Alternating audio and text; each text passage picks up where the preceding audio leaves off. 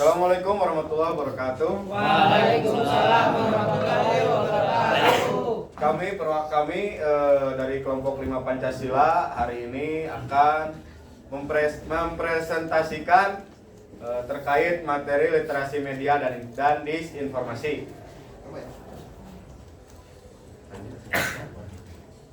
Adapun kelompok kami yaitu saya Muhammad Faleh Al-Fawaz dengan NIM belakang 048. Nama saya Said Idil Hakim dengan NIM belakang 060. Nama saya Deva Anur Rahman dengan NIM belakang 036.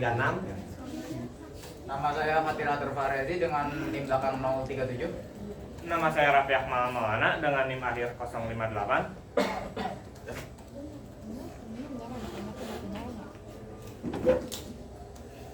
Lanjut saja kepada materi yang pertama akan disampaikan oleh Pak. Baik, Assalamualaikum warahmatullahi wabarakatuh. Untuk pengantarnya, sebelum masuk ke identifikasi dan masalah, baiknya kita tahu apa itu hoax. Di sini ada yang tahu nggak hoax itu apa? Jadi hoax itu menurut kamus besar bahasa Indonesia, hoax adalah informasi yang tidak benar tetapi dibuat seolah-olah menyerupai seolah-olah benar adanya. Nah, singkatnya, hoax adalah informasi palsu yang sengaja disebarkan agar orang lain percaya pada sesuatu yang tidak benar. Nah, hoax inilah yang kemudian menjadi bagian dari fenomena yang lebih luas, yaitu disinformasi. Kita masuk kepada analisis masalah. Yang pertama ada identifikasi. Di era digital, arus informasi yang sangat cepat membuat masyarakat mudah terpapar berita palsu atau disinformasi. Rendahnya literasi media menyebabkan banyak orang tidak mampu membedakan informasi benar dan salah. Kurangnya edukasi tentang literasi media dan kebiasaan memeriksa sumber informasi menjadi faktor utama yang memperburuk penyebaran disinformasi di masyarakat. Untuk penyebabnya, yang pertama, rendahnya literasi di media di masyarakat, penyebaran informasi tanpa adanya verifikasi, dan terakhir algoritma media sosial yang memperkuat konten sensasional. Next. Ya, selanjutnya masih ada di bagian sama, namun ada masalah di poin ketiga akan dijelaskan oleh saya. Jadi menurut Kominfo terdapat lebih dari 10.000 konten hoax yang beredar setiap tahunnya. 7 dari 10 pengguna media sosial pernah menyebarkan informasi tanpa memeriksa kebenarannya pada 2024. Mastel 2017 bahwa channel atau saluran penyebaran berita atau informasi yang berisi konten hoax tertinggi adalah dari media sosial berupa Facebook pada urutan tertinggi sebesar 92,40%, aplikasi chatting 62,80%, dan situs web 34,90%.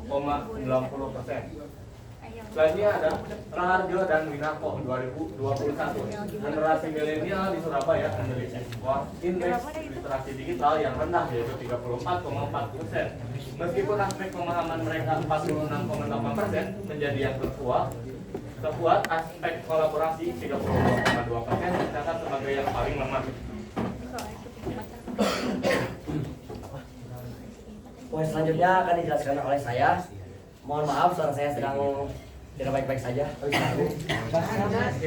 Saya akan menjelaskan tentang UU ITE nomor 19 tahun 2016 tentang informasi dan transaksi elektronik. Pada pasal 28 ayat 1 yang berisi melarang setiap orang menyebarkan informasi yang tidak benar dan menyesatkan yang mengakibatkan kerugian konsumen dalam transaksi elektronik.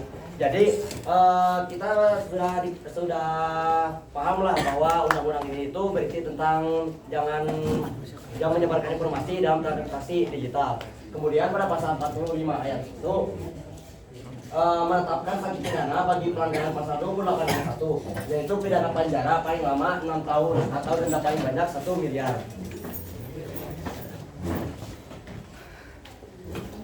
Kemudian ini adalah salah satu contoh dari berita hoax. Isi dari beritanya yaitu Netanyahu akui Batak sebagai suku Israel yang hilang. Batak adalah bagian dari kami para Yahudi dan memiliki sejarah yang panjang. Pada gambaran sebelah kanan ini adalah postingan hoaxnya, dan pada gambar sebelah kiri pada gambar sebelah kiri adalah berita hoaxnya, dan pada gambar sebelah kanan itu adalah postingan dari Kominfo bahwa berita tersebut adalah hoax.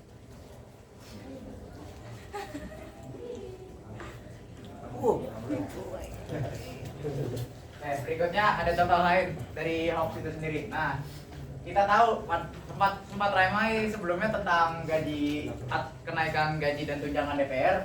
Yang kita tahu bahwa gaji dan tunjangan DPR yang sebenarnya yaitu sekitar 100 juta rupiah, itu termasuk per bulannya. Nah, tapi hoax di sini malah menyatakan kalau gaji dan tunjangan DPR bernilai sekitar 9 juta rupiah per bulannya. Nah, ini salah satu hoax yang sebenarnya ya kita pengen lah. Tapi kan yang namanya hoax tetaplah hoax. Ini termasuk salah satu informasi yang sudah banyak beredar dan terbukti salah di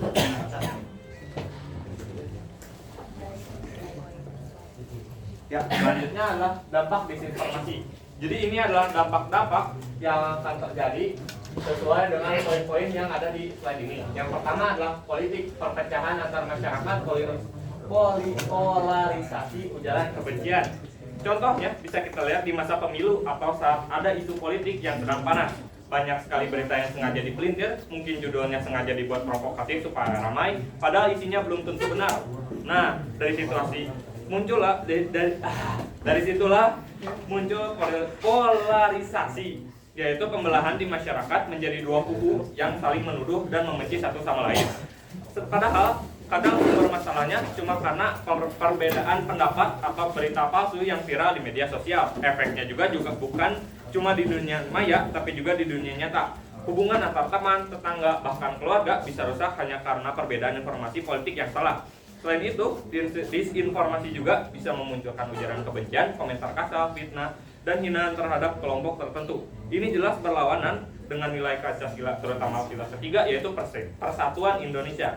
Jadi kalau dibiarkan, disinformasi di bidang politik bukan bikin masyarakat terpecah, tapi juga bikin menghancurkan kepercayaan terhadap pemerintah dan demokrasi. Makanya penting banget bagi kita untuk memverifikasi berita politik sebelum menyebarkan, apalagi sumbernya nggak jelas. Dampak selanjutnya dari disinformasi pada bidang kesehatan. Contohnya itu adalah orang menolak vaksin. Kita tahulah ketika zaman COVID ada orang-orang yang kemakan hoax bahwa vaksin COVID-19 itu memiliki efek jangka panjang yang buruk, dan itu banyak sekali masyarakat yang menelan mentah-mentah informasi tersebut. Kemudian ada mempercayai pengobatan palsu seperti pengobatan yang tidak terverifikasi oleh BPOM dan sebagainya.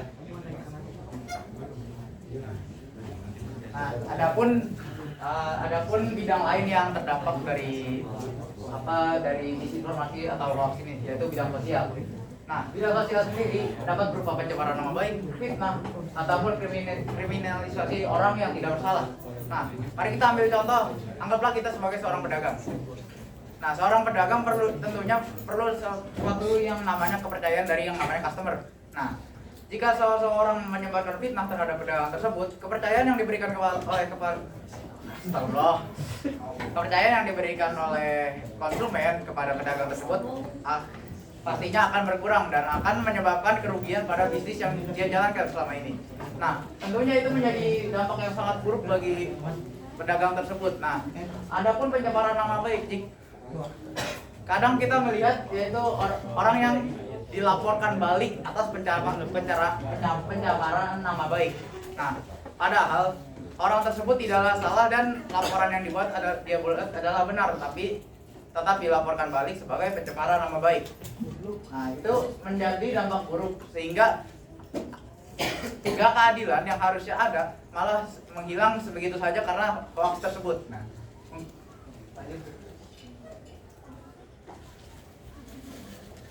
oke, berikutnya yaitu kebijakan alternatif yang telah kelompok kami diskusikan. Yaitu ada 3 kebijakan. Yang pertama adalah membuat iklan himbauan mengenai untuk menghindari hoax. Nah, lalu ada yang kedua adalah pelatihan literasi media di sekolah, dan yang ketiga adalah penyuluhan tentang pembinaan menerima informasi bagi masyarakat umum di semua daerah.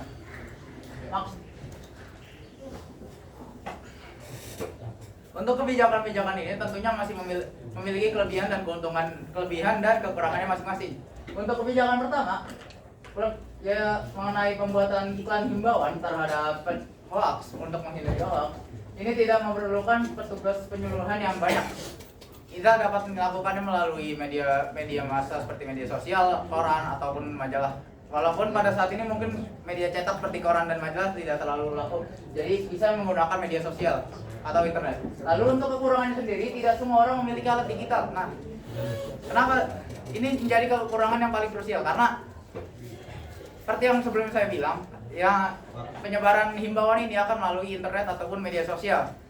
Jadi kekurangan kita tahu kalau di Indonesia masih banyak sekali warga yang terdampak akan kemiskinan sehingga kurang dalam hal digital ataupun alat digitalnya. Ini menjadi hal buruk karena himbauan tersebut tidak akan sampai kepada mereka. Lalu berikutnya ada kebijakan alternatif kedua, yaitu pelatihan literasi media di sekolah. Nah, kelebihannya adalah meningkatkan kemampuan berpikir kritis sejak dini. Jadi tujuan dari peraturan ini adalah untuk membuat murid-murid entah dari tingkat dasar hingga tingkat menengah untuk dapat berpikir lebih kritis dan dapat membedakan mana informasi yang benar ataupun informasi yang salah. Lalu berikutnya ada kekurangannya, yaitu implementasi peraturan ini sangat bergantung pada guru, kesiapan dari guru dan pihak sekolahnya sendiri. Nah, ini sebenarnya kebijakan ini sangat kurang di bagian sini karena kita tahu kalau guru sendiri gajinya saat ini tidak terlalu tinggi dan tidak terlalu siap untuk melakukan hal ini, untuk mengajari hal-hal tersebut. Lalu berikutnya ada penyuluhan atau pembinaan terhadap informasi bagi masyarakat umum di berbagai daerah. Nah, kita untuk yang ini kita akan bahas kekurangannya dulu. Karena Indonesia adalah negara kepulauan sehingga memiliki banyak sekali pulau dan berbagai suku dan budaya. Nah, tentunya tidak semua masyarakat bisa menerima apa yang baru saja ditetapkan. Jadi adapun akses ke setiap pulau-pulau tidak semuanya bisa diakses dengan mudah ataupun dapat dijangkau dengan kendaraan bermotor. Nah, untuk kelebihannya sendiri, jika kebijakan ini berhasil, tingkat literasi dari masyarakat di daerah atau daerah terpencil akan meningkat juga. Dan jika daerah terpencil saja meningkat, apalagi daerah yang sudah terjangkau oleh manusia banyak kan.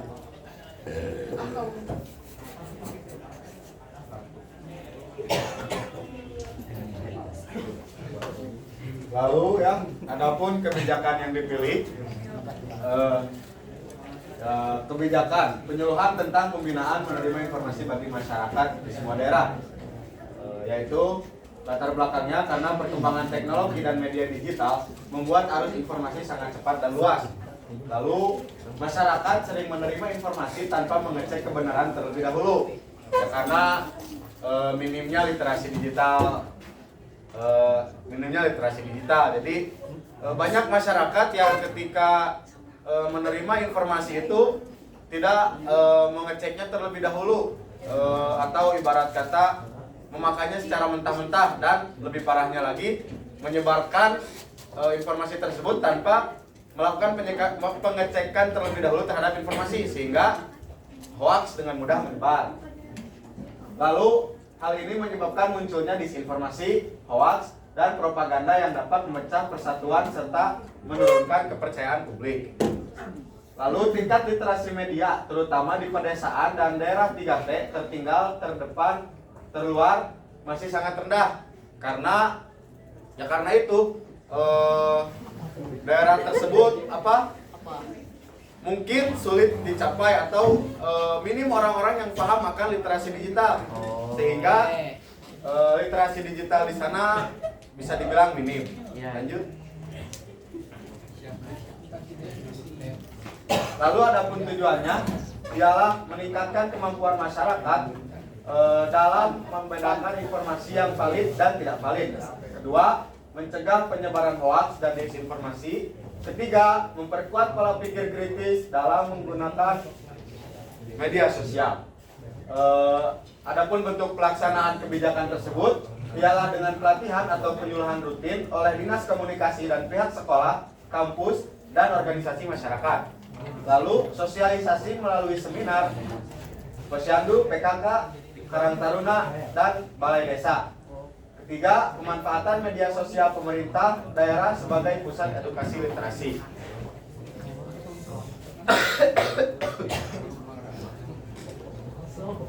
Adapun kelebihan dan kekurangan dari kebijakan tersebut ialah kelebihannya meningkatkan kemampuan berpikir kritis masyarakat, mengurangi penyebaran hoaks, dan menekankan konflik sosial.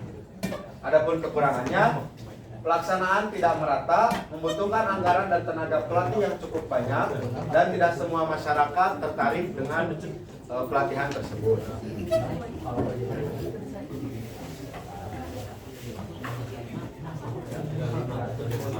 Selanjutnya saya akan menjelaskan implementasi dan kebijakan yang kami pilih, yaitu penyuluhan literasi digital di daerah kita. Agar kebijakan ini bisa berjalan dengan efektif, kami merancang 4 langkah utama, yaitu langkah pertama ada kerjasama dengan Dinas Komunikasi dan Desa. Kerjasama ini penting karena pemerintah daerah sudah mengenal kondisi masyarakat setempat. Jadi program penyuluhan bisa disesuaikan dengan kebutuhan mereka. Langkah kedua, kami akan mengadakan pelatihan tatap muka 1 sampai 2 kali per bulan. Tujuannya supaya masyarakat punya kesempatan langsung untuk belajar dan berdiskusi tentang cara mengenali informasi palsu. Dengan pertemuan langsung, materi juga bisa disampaikan dengan bahasa yang mudah dipahami dan sesuai konteks lokal. Langkah ketiga ada menggunakan media sederhana seperti poster, video, contoh kasus. Kenapa harus sederhana? Karena tidak semua masyarakat di daerah terbiasa dengan teknologi. Jadi media seperti poster atau video edukasi bisa membantu mereka memahami dengan cepat tanpa perlu perangkat canggih. Langkah keempat ada evaluasi pemahaman melalui diskusi dan kuis. Ini dilakukan untuk memastikan peserta benar-benar paham materi yang disampaikan. Evaluasi juga bisa jadi sarana untuk menilai seberapa besar perubahan pemahaman masyarakat setelah mengikuti kegiatan ini. Dengan 4 langkah ini, kami berharap penyuluhan tidak berhenti di satu pertemuan saja, tapi bisa menjadi program berkelanjutan yang bermanfaat jangka panjang. Selain melawan hoaks, kegiatan ini juga bisa mempererat hubungan antar warga dan meningkatkan rasa gotong royong di bidang digital.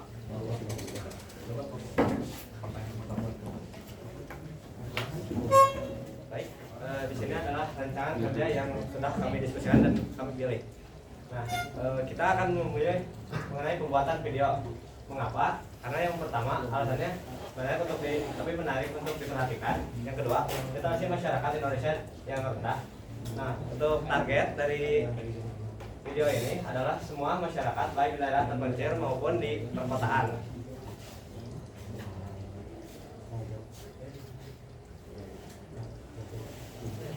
Ya, mungkin presentasi dari kami sekian yang dapat kalian saksikan tadi. Dan untuk sekarang mari kita masuki sesi tanya jawab. Barangkali ada teman-teman yang ingin menanyakan, silahkan. Ya boleh Bojan. Boleh di slide-nya dibalikin dulu. Jadi gini, Lucu ya, Blek. Gemes deh. Yang mana gimana? Oh enggak, benar tadi. Oh benar tadi. Pertanyaan pertama. Perkenalan dulu. Oh perkenalan. Sama kelompok. Perkenalkan, saya Fauzan Fadila, NIM akhir 038 dari kelompok 6. Apa sih? 6. Kelompok 6. Temanya nggak usah kan ya? Ya. Pertanyaan itu yang pertama, kan ini kan ada rancangan kerja. Nah, targetnya masyarakat baik di daerah terpencil maupun di perkotaan. Kalau di daerah terpencil itu kan daerahnya itu akses internet itu kan kurang, dan target kalian video. Bagaimana mereka mendapatkan informasi tersebut sedangkan mereka tidak ada akses internet. Itu pertama. Yang kedua itu tadi iya. Apa tanggapan kalian bila anggota keluarga atau kenalan kalian sangat percaya pada sebuah informasi hoax, dan tanggapan kalian itu tuh berdasarkan dengan kebijakan kalian? Ada yang mau menanya lagi? Kita tampung dulu ya tanyanya. Siapa lagi yang mau bertanya? Oh iya, Ojan dari kelompok mana? Kelompok 6. Ada lagi yang mau bertanya atau cukup satu? Yuk, enggak dong. Satu kelompok satu, Bang. Mending jawab dulu aja. Sambil mikir, Kalian mikir. Ya, sekalian mikir kitanya. Boleh, kalian juga mikir, saling mikir. Boleh sekalian di-share PPT-nya? Jangan Apa link linknya aja? kampanye ya. Linknya juga nggak apa-apa. Nanti tiba-tiba di situ ada Paujan suka. Masih rekam enggak? Iya masih.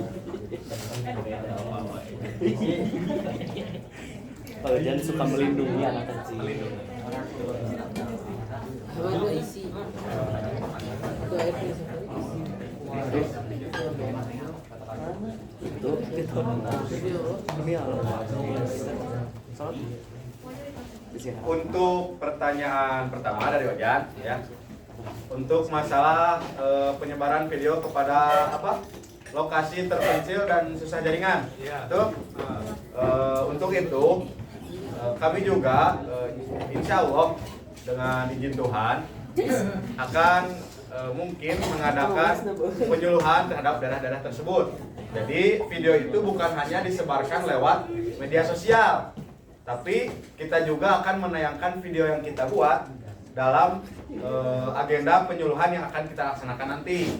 Jadi bukan hanya mendengarkan tentang literasi digitalnya, tapi kita juga menayangkan contoh minimnya literasi digital dan bagaimana cara mengatasinya. Seperti itu. Apakah sudah cukup jelas? Ada lagi? Oh ya.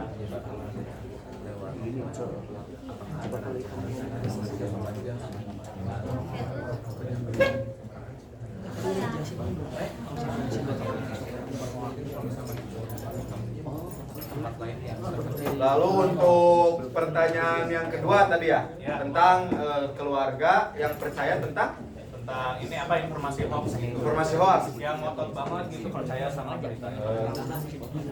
Tentunya kami akan memberikan edukasi kepada sang bisa disebut korban hoax tersebut.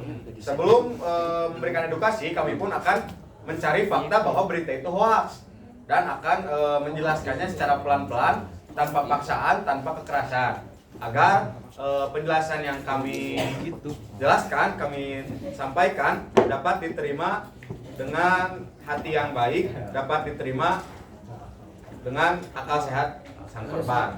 Mungkin seperti itu. Kalau misalnya dijawab balik, anak Bu Kencur tahu apa gitu? Ini buktinya Om.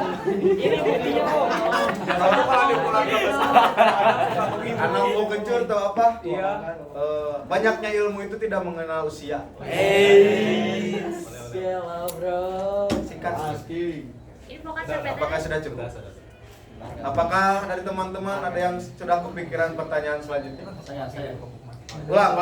Udah nih Hilmi. Oh ya, Hilmi dulu. Ntar setelahnya baru ya.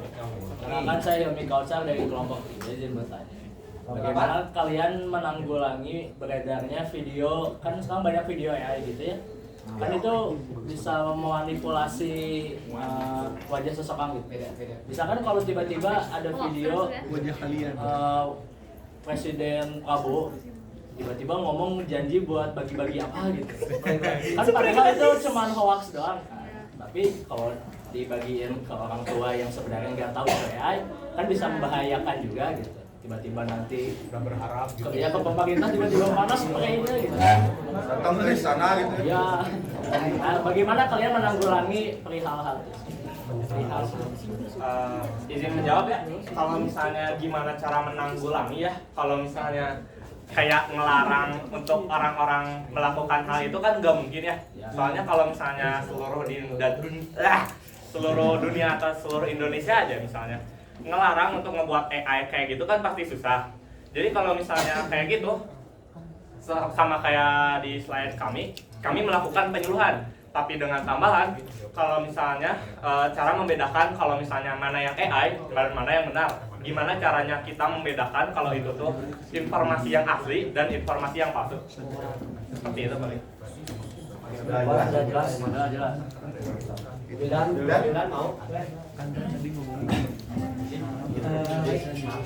Saya Yodan M. Zaki dari kelompok 4. Izin untuk bertanya. Pertanyaan pertama itu ada nggak penanggulangan misalnya dari pihak misalkan pemerintah terhadap penyedia platform media sosial, misalkan Facebook atau TikTok misalkan, ketika ada postingan yang memang indikasi hoax, misalkan adakah kewenangan untuk pemerintah itu untuk menghapus secara sepihak atau penanggulangannya terhadap pihak sosial media? Boleh diperjelaskan kan? Oh mungkin maksud Yodan itu bagaimana pemerintah menanggulangi penyebaran berita hoax tanpa atau postingan-postingan hoax tanpa diketahui sang pelakunya. Apakah dari pemerintah ada kebijakan untuk menghapusnya secara sepihak atau bagaimana? Ya, Seperti itu. dan berhak gak kira-kira pemerintah itu mendapatkan kewenangan tersebut dari pihak penyedia sosial media. Jadi kan itu biasanya kan kalau postingan orang kan kita nggak bisa hapus sembarangan ya. Nah, tapi kalau misalkan sebagai kedudukan sebagai pemerintah, kira-kira diperbolehkan atau enggak? Itu yang pertama dari terus yang kedua itu yang kedua itu adakah keterkaitan antara hoax dan propaganda? Mungkin itu sih. Terima kasih. Tadi apa ini? Diskusi dulu ya.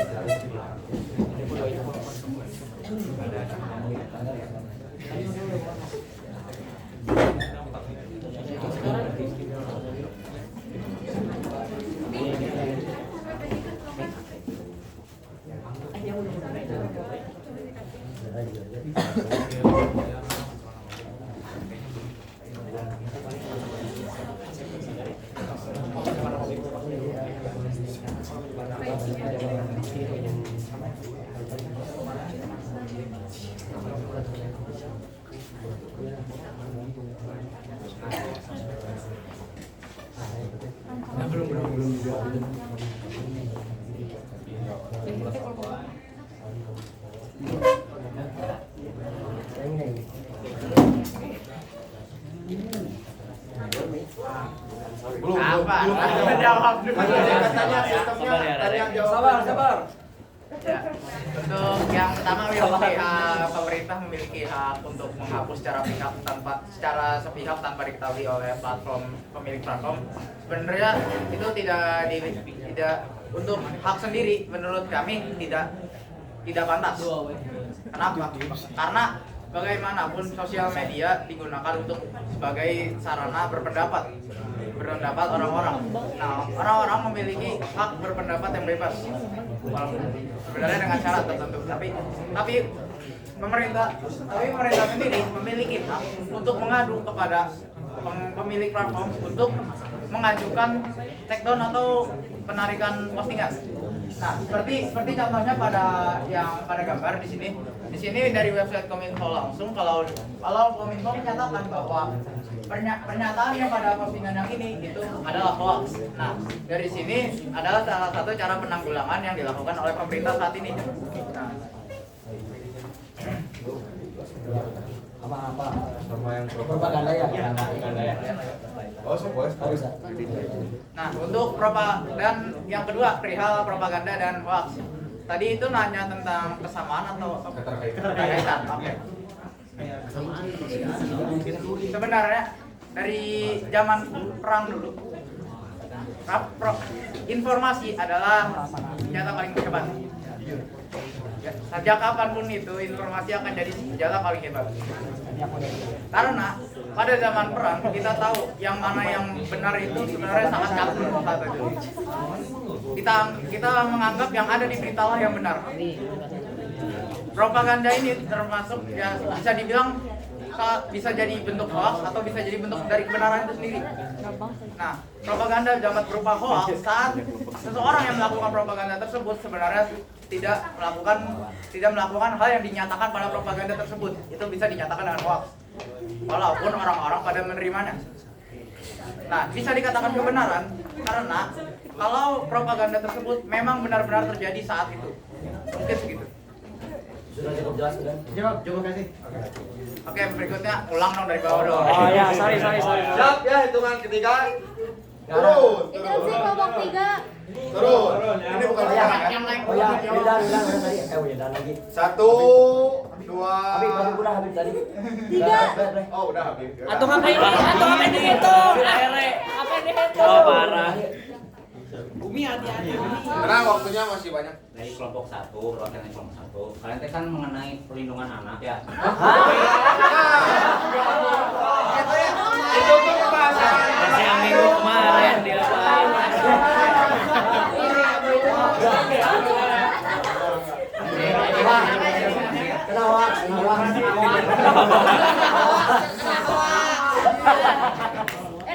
mengenai disinformasi, aku mau nanya gimana sih pengaruh disinformasi itu mempengaruhi opini publik?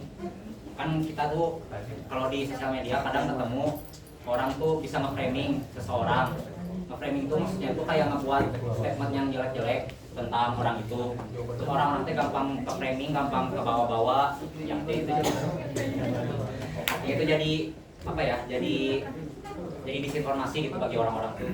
Itu menurut kalian bagaimana? Pengaruhnya tuh apa? Jadi poinnya tuh apa pengaruh disinformasi terhadap opini publik dalam sosial media ataupun di luar? Izin menjawab ya.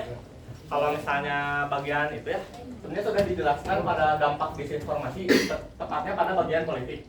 Jadi disinformasi ini ya, kalau misalnya ini dapat menyebabkan polarisasi atau misalnya dua kubu yang terpecah. Contohnya aja pada saat demo kemarin ada dua kubu kan, kubu yang tenang-tenang saja sama kubu yang ya yang kayak gitu ya. Nah itu tuh sebenarnya dampaknya itu banyak provokator yang ada di media sosial dan juga di dunia nyata sekalipun. Jadi dampaknya itu memang sangat besar, apalagi kalau misalnya ada orang atau ya seseorang ya yang pengen untuk memanfaatkan itu ya.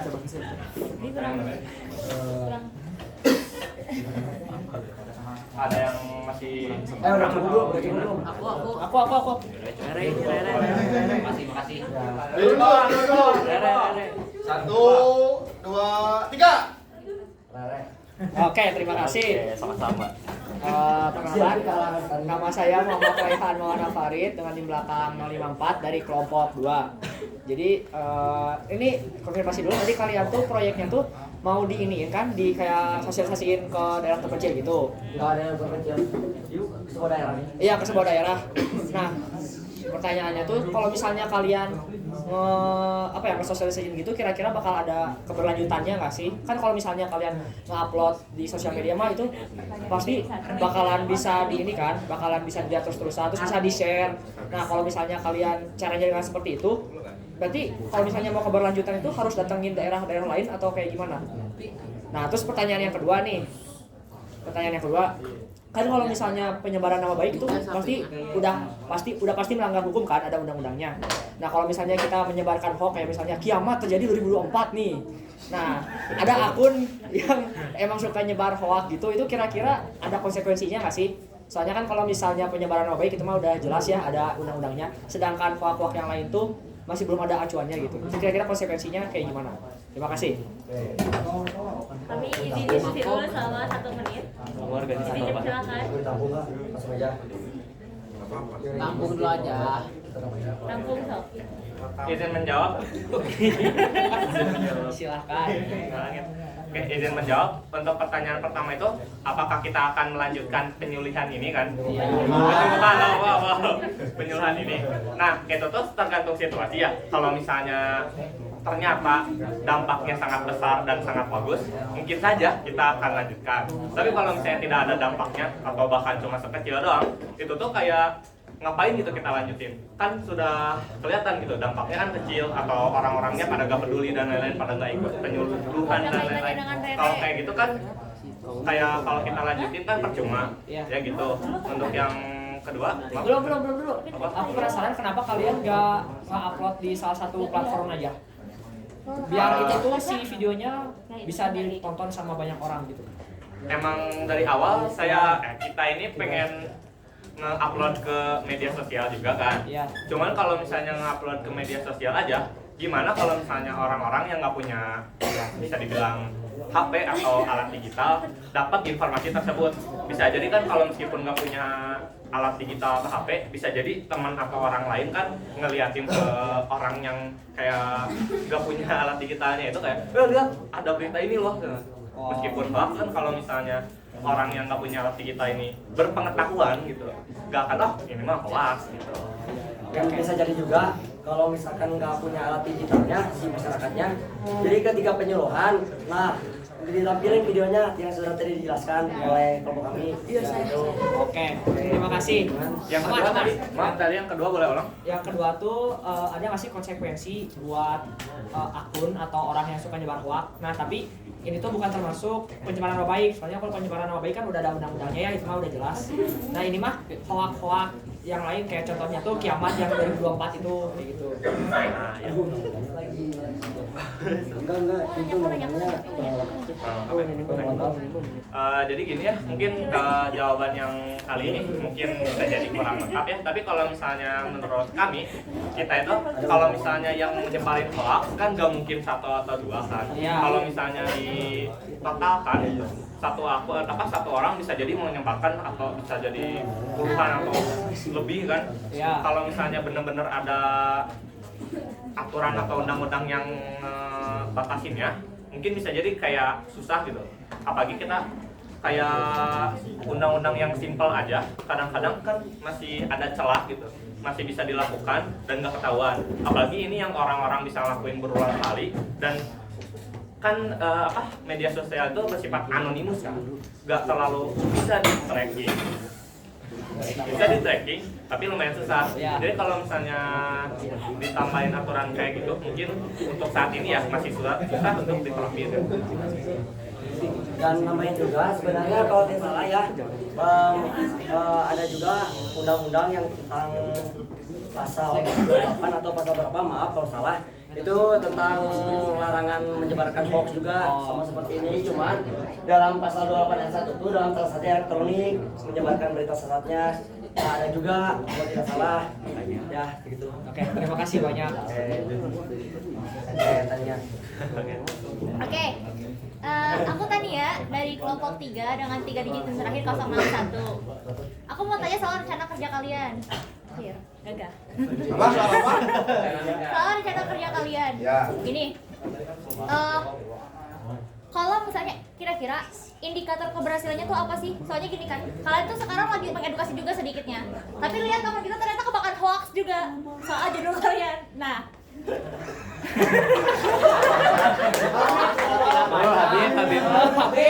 Masih Habib. Nah, tujuan kalian kan meningkatkan literasi digital agar terhindar dari hoax kan. Nah, kita aja mahasiswa yang dikasih materi literasi digital, kita skip ngerjainnya pakai AI, jamin itu mah. Nah, gimana cara kalian agar memastikan bagaimana cara kalian agar memastikan bahwa orang yang diedukasi itu benar-benar paham soal konsep literasi digital kalian yang kalian jelaskan itu gitu. Nggak cuman asal lewat, asal like aja gitu tapi nggak paham. Asal dijelasin, asal ya udah nanti lupa gitu. Gimana sih? Boleh Mas tolong menjelaskan? Oke. Izin menjawab ya. Jadi kalau misalnya ya karena itu kita pakai kebijakannya itu bentuknya video. Kenapa? Nah ini ada alasannya nih. Jadi rancangan kita itu video karena kalau misalnya ya kita tahu lah ya kalau misalnya dari Indonesia itu literasi digitalnya itu sangat kurang. Nah maka dari itu kita buat video yang menarik. Jadi pas dari awal kita nonton bakal wah menarik. Jadi makanya ditonton sampai akhir. Dengan cara itu bisa jadi kalau misalnya ditonton karena menarik bakal nyerap juga gitu ke otaknya. Meskipun kalau misalnya dari awal nggak tertarik nggak bakal di skip juga kan. Tapi itu yang paling itu yang bakal jadi kendala ya, halangannya. Kalau misalnya ternyata kalian gagal nih mengedukasi orang-orang ini, dan orang-orang ternyata orang Indonesia masih pada seperti orang Indonesia pada umumnya nggak paham soal literasi digital, kalian mau apa mungkin? Atau ya udah gitulah, kami pasrah saja, nggak apa-apa sah, kita sudah berusaha ini. Tidak ada ini masih sih. Mana folder?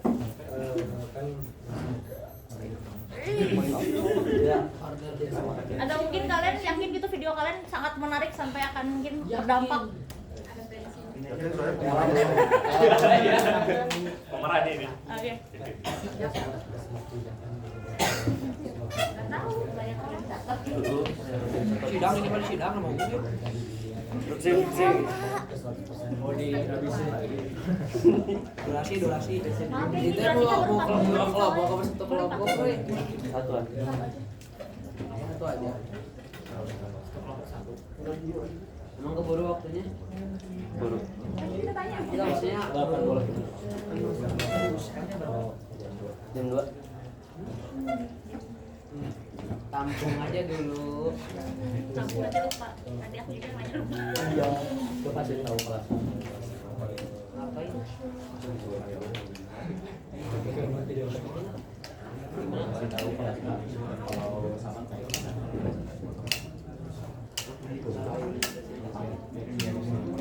Berarti sama aja di kelas. Gak mau lagi apa yang dua, tiga, masuk dua, lihat. Sip. Mana mau deh?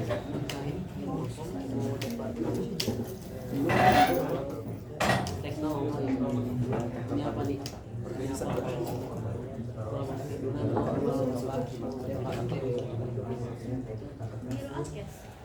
Iya, ada kecok banyak. Administrasi Sebenarnya aku tuh sebenarnya pengen itu pengen PKM tuh kalau pengen lagi kita inovasi.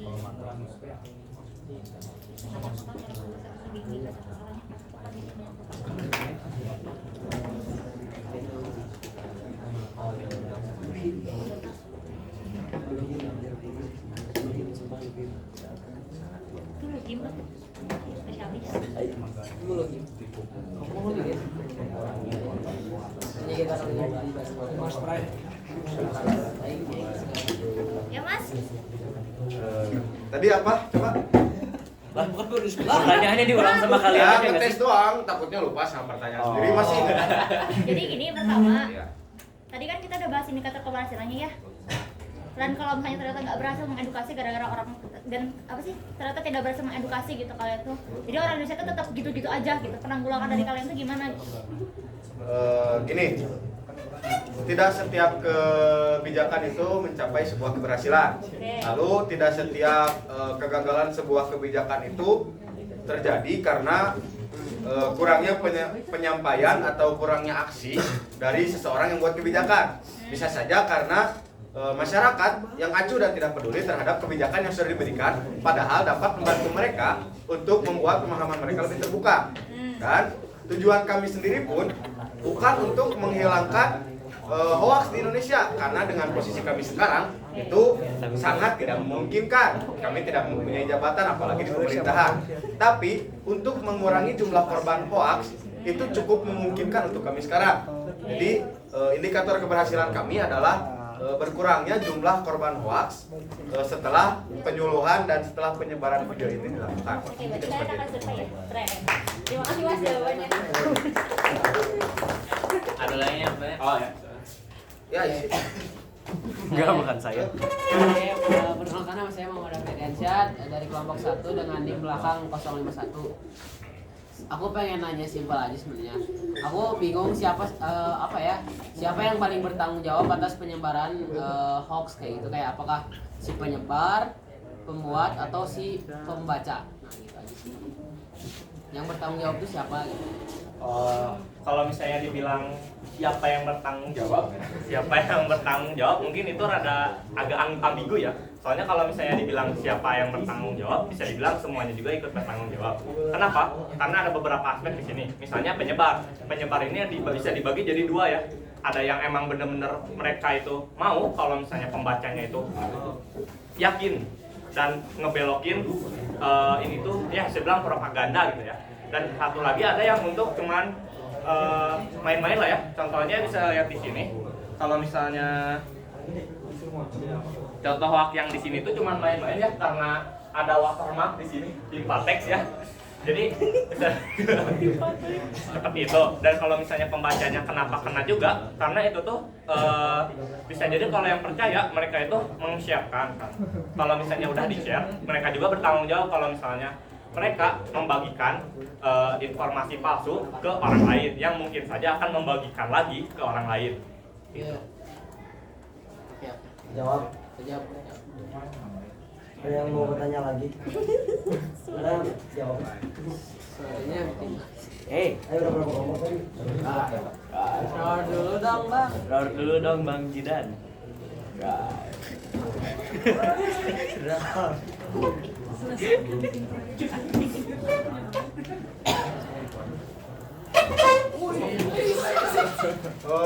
Sudah cukup? Ya, mungkin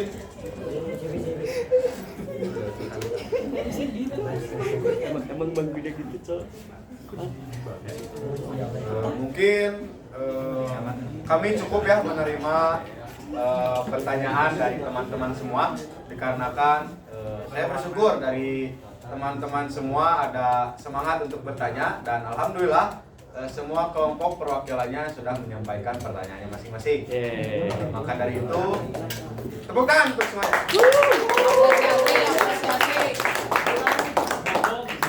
Maka dari itu mungkin cukup sekian yang dapat kami sampaikan dan cukup sekian pula yang dapat kami bantu untuk menjawab pertanyaan-pertanyaan dari teman-teman semua. Mohon maaf bila sekiranya ada kesalahan dalam penyampaian kami ataupun ada kekurangan dalam penyampaian kami karena sesungguhnya manusia itu adalah tempat yang salah. Dan untuk terakhir kami ucapkan terima kasih banyak kepada teman-teman. Kami ucapkan terima kasih sekali lagi dan sampai jumpa di lain kesempatan. Assalamualaikum warahmatullahi wabarakatuh. Waalaikumsalam warahmatullahi wabarakatuh.